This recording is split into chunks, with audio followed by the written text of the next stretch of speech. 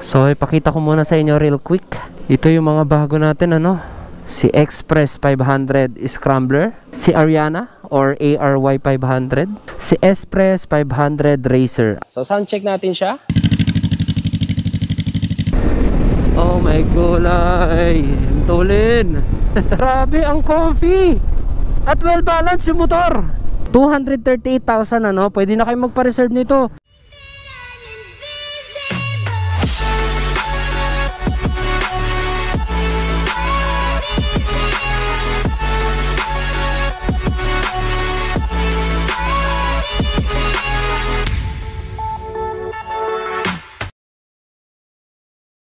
Good morning everyone, it's your boy Sir Troy.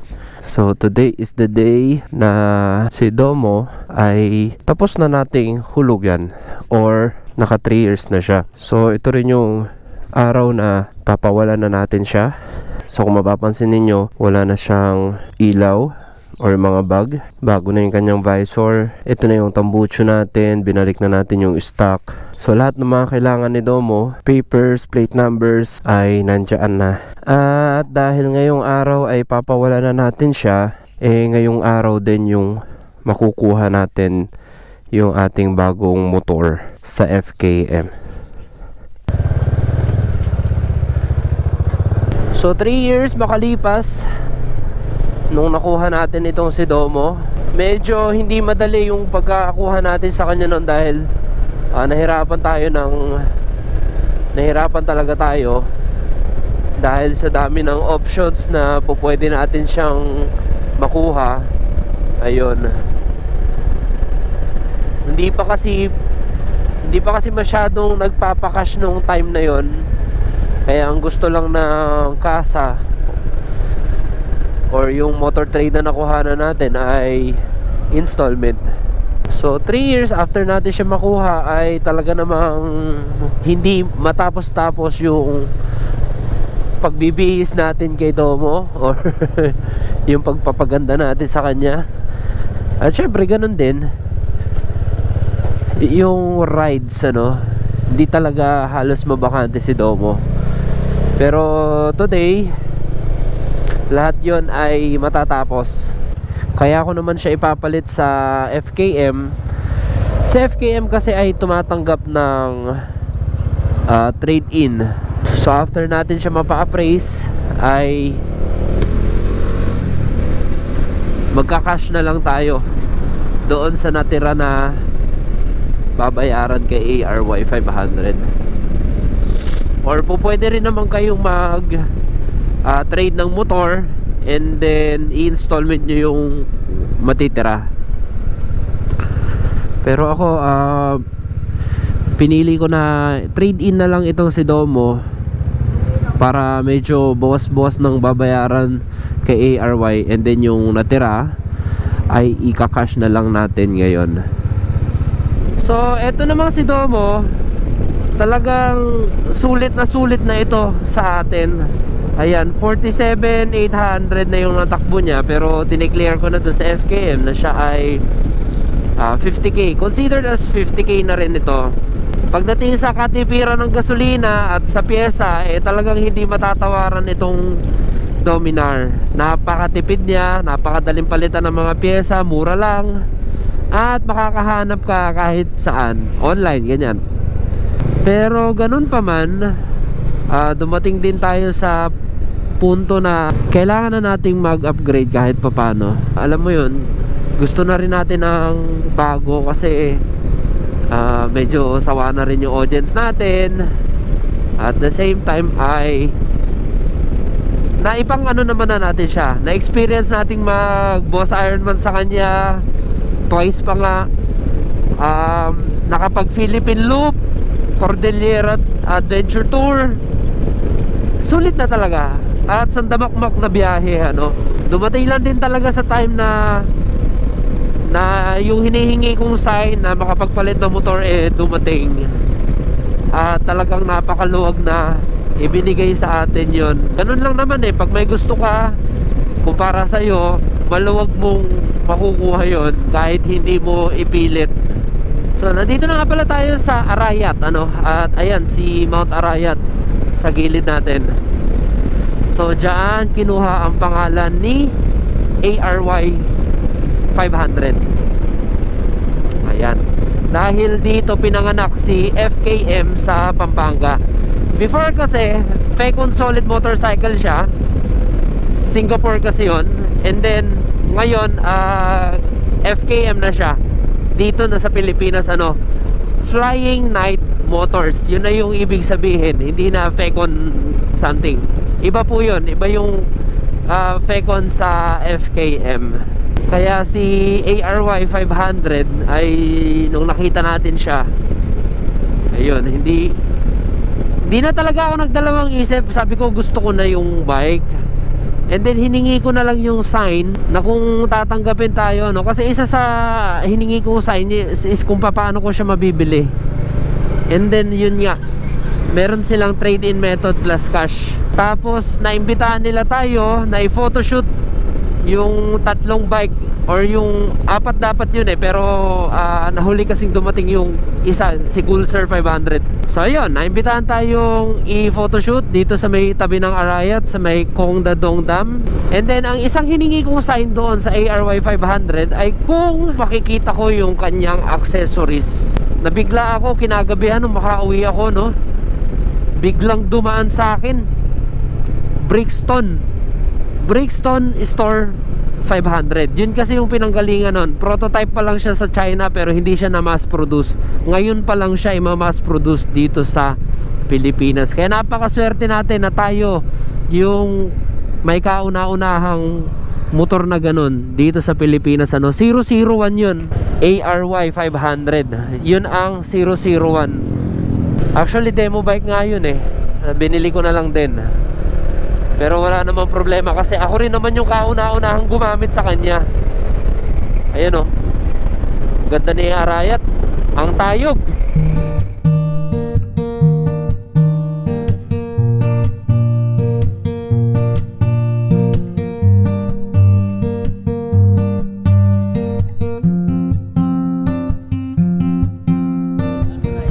Last ride.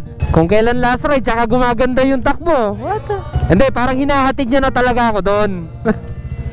Oh, kung bibigay. Oo. Hindi, si Boss Pude ang umuwi. Papasok ko na ba to doon? Okay. Ayan ang kanilang mga stocks.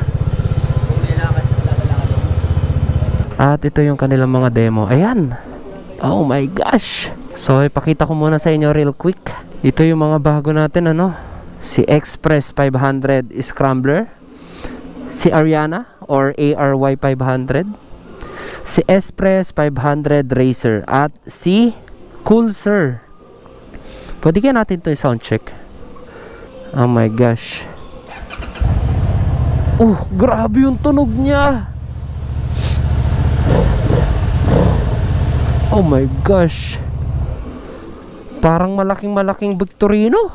So ito ang ikina-unique nito guys, V engine siya, 500cc. And then ito naman, same engine from Gaukin, gawa ng Gaukin yung tatlong makina na to. Pero parang same lang din itong isang to. Ang kinaibahan lang niya is made for ano kasi siya, adventure touring. Itong dalawa is street eh. Ay nako, sana mayuwi na kita, Ariana. Pasok muna tayo sa office. Ayan guys, so okay na, nakabayad na tayo. At ito na si ARY 500. Medyo may konting problema lang, medyo napaaga tayo ng pagkuha sa kanya. Kasi last week lang to dumating, like March 25 or something na ganyan. Basta last week ng March. Siyempre wala pang papel ito, wala pa siyang PNP CSR. So hindi tayo napayagan dito sa warehouse para sa safety na rin natin. So hindi natin siya maiuwi. Kaya ang gagawin na lang natin ngayon ay re-reviewin natin siya. Pakita ko sa inyo, itong si ARY. So available naman na siya for reservation guys.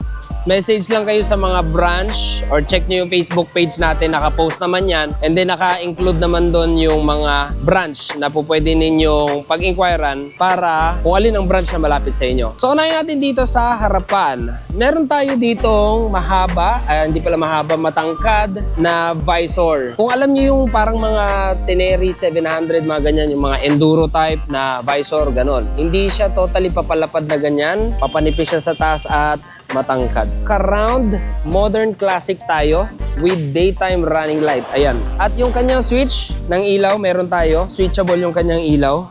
Ito ang kanyang high. So meron tayong north, east, south, west. At pati yung X dito sa gitna, no? So ilaw niya ganyan sa likod. Mukhang mustache or mukhang bigote. At ang kanyang turning signals, minimalist lang pero napakaliwanag dahil LED siya. Meron tayong plate number light dyan. Sa exhaust natin, stainless.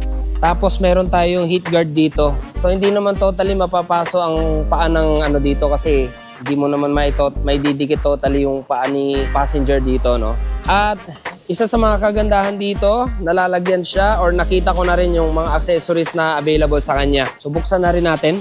Ito ang kanyang susi pala. May FKM na logo. So ang bukasan nito ay nandito. Ito yung kabitan ng mga panniers. Tapos pwede na rin palusutin yung mga bakal doon sa ilalim. Ano. Ito pa. Ganyan. Meron talagang dedicated na mga accessories ito. At yon ay dadating din dito guys sa Pilipinas. Kasabay ng ibang stocks nito. Top box bracket ready na rin siya. Alloy casted na parang coated ng makapal na plastic or basta parang plastic siya pag pinitik pero pagka ano siya, kinatok mo, alloy siya, aluminum. So 2-piece seat with premium seat covers. Ayan, magkaiba yung kanilang texture. Dito sa taas, medyo feeling rubber na parang liha at dito naman sa gilid, ayan, medyo madulas siya. Tapos dito naman, kung mapapansin nyo yung mga orange na gilid dyan, ano, meron din kasi itong dedicated na tank bags. Dalawang klase yun. So dito ini-strap. Pero ako, meron kasi akong mga existing na tank bags. Tingin ko gagawin ko na lang ng paraan dito. So ganyan ang kanyang tangke. 16 liters. So dito naman sa controls natin, meron tayong handguard. Yung side mirror natin, iba lang yung nakalagay ngayon. Pero ganito yung side mirrors na nakalagay dyan. Pakita ko sa inyo. Naka-down type ito. Ganito side mirrors talaga yung naka-ano doon. Standard issue. And then, ito, ating mga levers sa clutch at saka sa brake. Meron silang mga gutlit doon for safety in case na mataob. Pero safe naman yan kasi meron tayong handguard. Tapos ating mga hand grips, makakapit, malalagkit. Pero hindi sila yung mga chippy pa yan, no?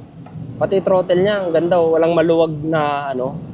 Kill switch, light switch, electric starter, high beam, passing light, hazard button, turning signals, horn. Pakinggan natin yung kanyang horn. Medyo maliit pa, no? Gusto ko kasi yung medyo malaki, yung parang feeling 4 wheels. Tapos sa kanya namang TFT display, naka 7-inch tayo, portrait, at ganito ang itsura. Ayan. TFT with screen mirroring yan, napapalitan din yung ating background. Ayan. Naka-white background na siya, no, para sa daytime. Para kung nadidiliman kayo sa black. So, yung isang button dito sa gilid is for traction. Single click is for traction. Traction off. Ito, traction on. And double tap naman is para sa kanyang ABS. Ayan. Naka-on yung ABS niya ngayon. Ito, naka-off. Double. Ayan. Rear ABS off. Rear ABS on. Ganda. Ang ganda ng kanyang panel. Ang linaw at talagang kitang-kita natin dito sa upuan. So ito naman yung button natin para sa fog lamps. Meron din tayong USB socket port. Ito yung kanyang fog lamp. Ayan. Maliwanag na. Tapos yung kanyang turning signals naman dito, mas malaki yung nakikita.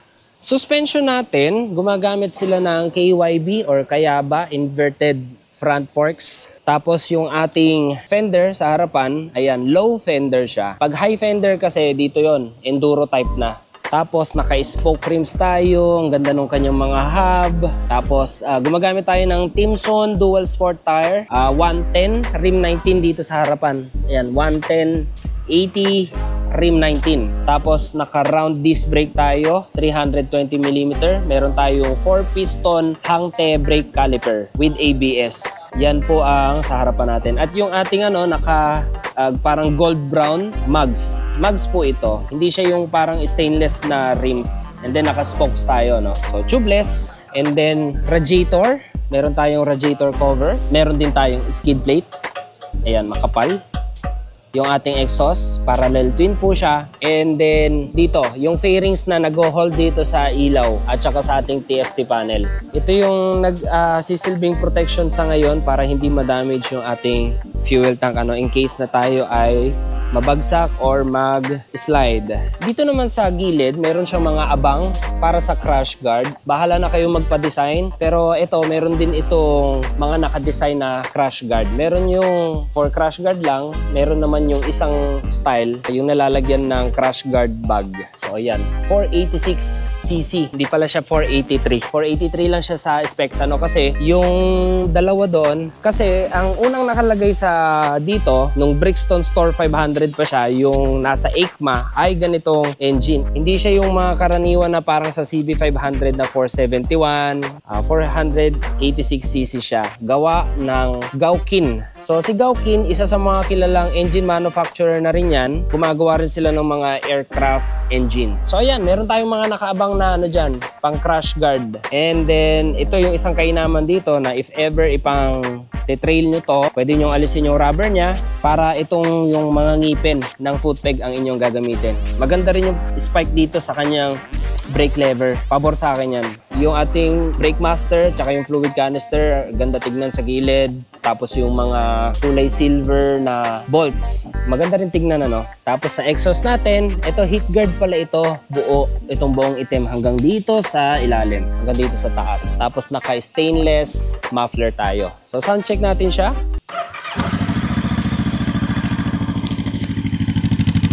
Ayan. Ito yung microphone natin guys, lalapit natin.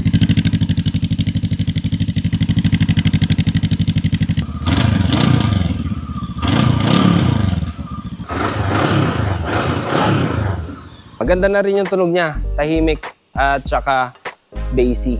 Dito naman sa likuran natin, gumagamit sila dito ng tubular para sa ating swing arm. So okay din ito, lightened at the same time. Maganda yung design, matibay. Tapos sa ating braking system naman, single piston brake caliper with ABS and traction control. So sa engine naman kasi yun, yung traction control. And then same din, naka-spoke rims din tayo, pero rim 17 dito, At ito, gumagamit ito ng 150/60 rim 17. So okay itong si Timson na dual sport tire. Actually, sa mga ka-dominar ko nga, pwede nga din itong isuggest dahil pagdating sa panglikod, medyo mataas kasi yung profile ng dating ginagamit kong gulong, 130/80 rim 17. So kung maghahanap kayo ng medyo mas mababang profile pero maganda yung mga grooves, malalaki, ito, isang masasuggest ko sa inyo si Timson. So ito na yung ni-request natin na gulong na ilalagay dito dahil sa ibang video ang nakalagay dito ay yung ganon, Pirelli Scorpion. Gusto ko nga rin sana ito pero ipinost ko muna.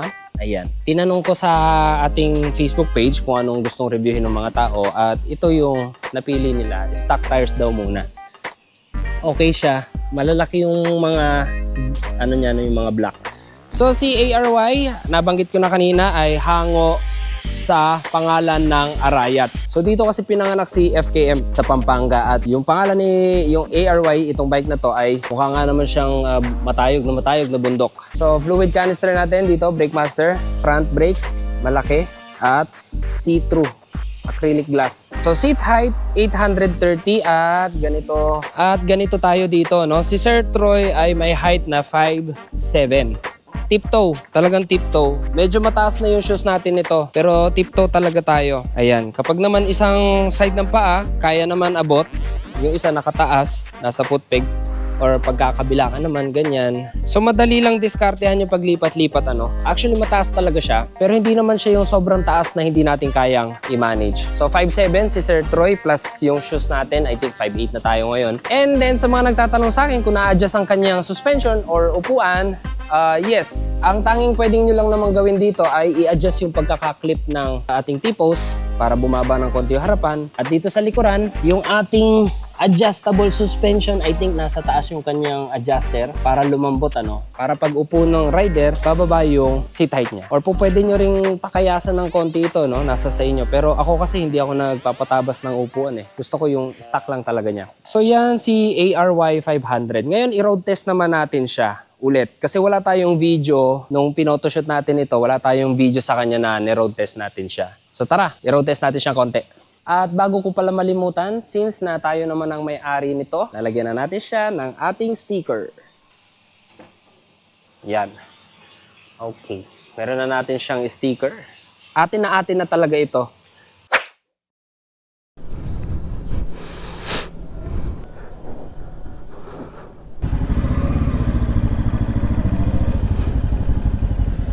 Test drive lang, sir. Oo. Di pa pwedeng iuwi. Baka katapusan pa ng April. Thank you, sir.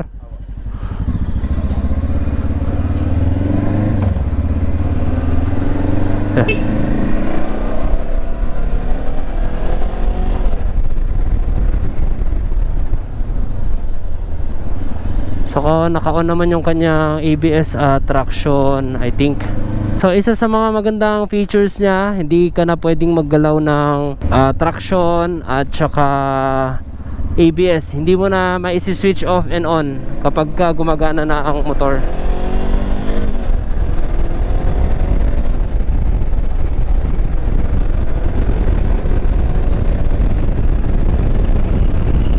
Fair enough yung kanyang aggressiveness. Woo!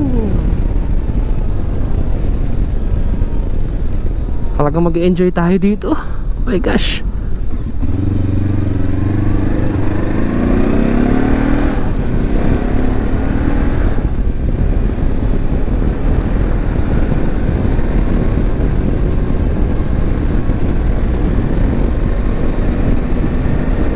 Oh my gulay. Tulin.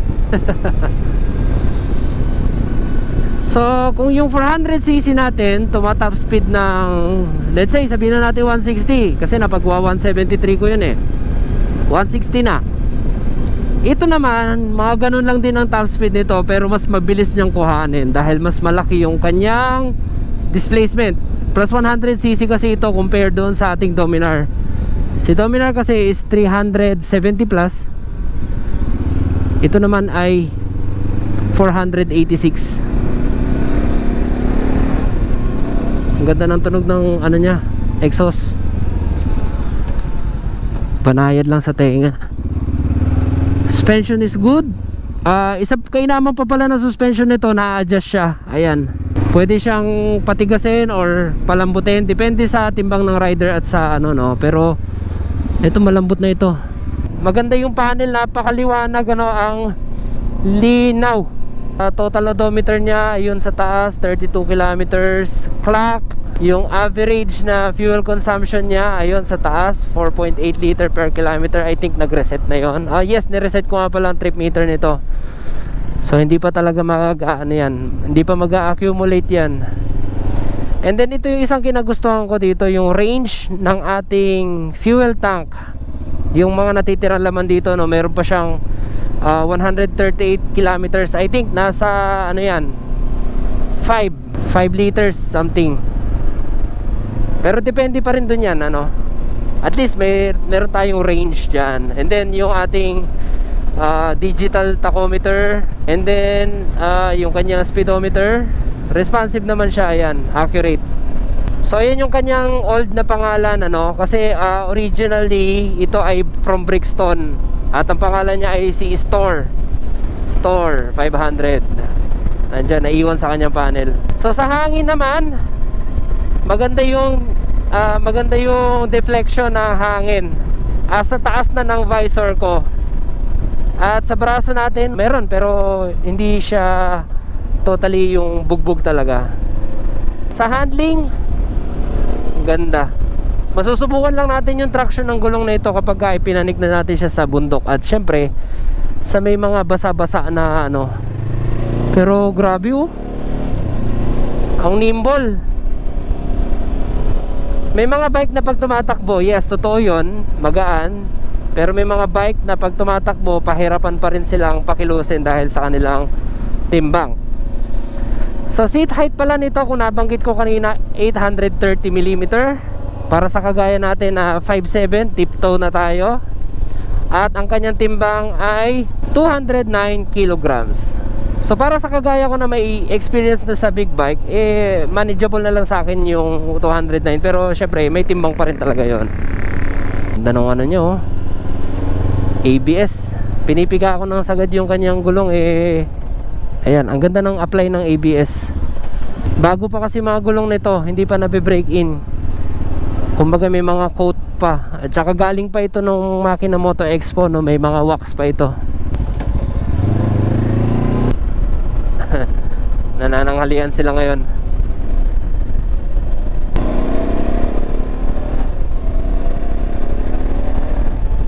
Grabe, ang comfy. At well balanced yung motor. Wala siyang yung tangay sa kanan o sa kaliwa, oh. Well balanced. Ang galing. Talagang para sa akin itong bike na to. So after ng mga ilang kilometro pa na pagdadrive natin sa kanya, ayan, accurate naman siya. Accurate yung kanya sa range. Ito yung dating pwesto ng FKM dito. Sobrang dalas ko dito. Halos kabisado ko na itong ano na to, itong Global Asiana na to. So sa engine heat niya, wala pa masyado. Siguro dala na lang din ng panahon dahil hindi ko na rin halos maramdaman yung pinagkaiba. Pero wala siyang engine heat masyado. Sa kanan may kaunti. Tapos yung kanyang transmission, ang smooth lang ng PT ka na yan, oh. So slipper clutch na rin kasi siya, 6-speed manual, wet multiplate. Kaya smooth siya kahit magbukas-bukas siya, okay na.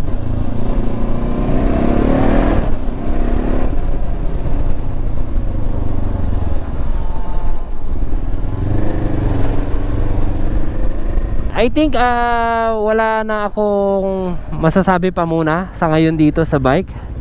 Yan lang ang ating experience ngayon. Pero ang bango talaga, may gulaman. Pero pag nailabas na natin ito, sigurado diretso break in na to. Bayad naman na natin siya, pero soli muna natin sa warehouse. So okay na tayo. Babalikan na lang natin itong si ARY. So hindi pa talaga natin siya mailalabas kasi wala pa siyang PNP CSR. Hindi pa tayo pinayagan dito. Pero pwede natin siya balik-balikan pagka magre-review tayo. So ito si Coolser 500. Yan, with traction control yan, V-engine. 238,000 ano. Pwede na kayo magpa-reserve nito. 238,000 para kang bumili ng mamahaling scooter, oh. Naka V-engine ka na. Cruiser, bago. Tapos Cafe Racer. Ayan, same engine dito kay Scrambler. Ganda, oh.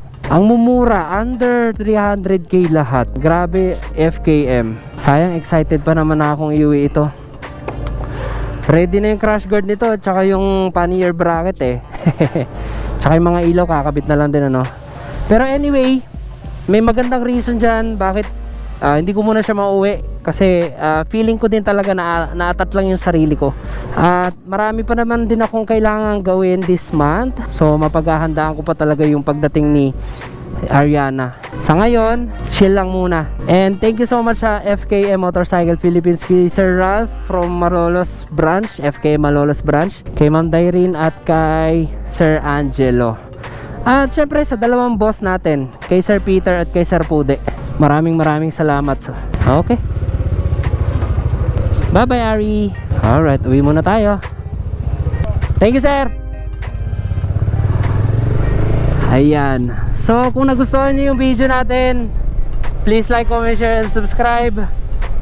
At huwag nyo na rin kalimutang i-click ang bell notification para updated kayo pag may bago tayong video. So hindi ko pala nabanggit, kung gusto nyong magpabook ng test ride or gusto nyong masilip yung ating mga demo units ng FKM Motorcycle Philippines, mag-message lang po kayo sa kanilang Facebook page, FKM Motorcycle Philippines. Ayan. Okay, ride safe and see you on my next one.